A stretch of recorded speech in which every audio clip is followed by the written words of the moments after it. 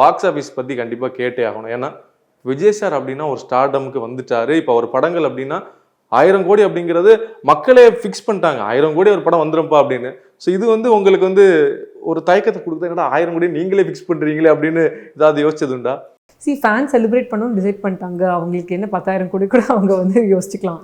10,000 கோடி வருமா? என்னை பொறுத்த வரைக்கும் வந்து படம் நல்லா வந்திருக்கு. ஸோ படம் பேசட்டும். ஸோ என்னை பொறுத்த வரைக்கும் numbers will follow the success தான். Success should not go because of numbers. இல்லை மேம், ஆனாலும் ஒரு ஆடியன்ஸ் எங்களுக்கு ஒரு ஆசை இருக்குல்ல, மினிமம் ஒரு 1000 1500 பண்ணோம் அப்படின்னு. ஏன் 1000 ஏன் 2000க்கு போகாம எதுக்கு 1000ல நிக்கிறோம்? அப்போ 2000 நாங்கள் நினச்சிக்கலாம். நான் சொல்றேன் அப்படி கிடையாது. பேசிக் மார்க்கெட்னு சருக்கு ஒன்று இருக்கு, அது கம்மியாக சான்ஸே கிடையாது. அது வந்து மேலும் தான் போகும்.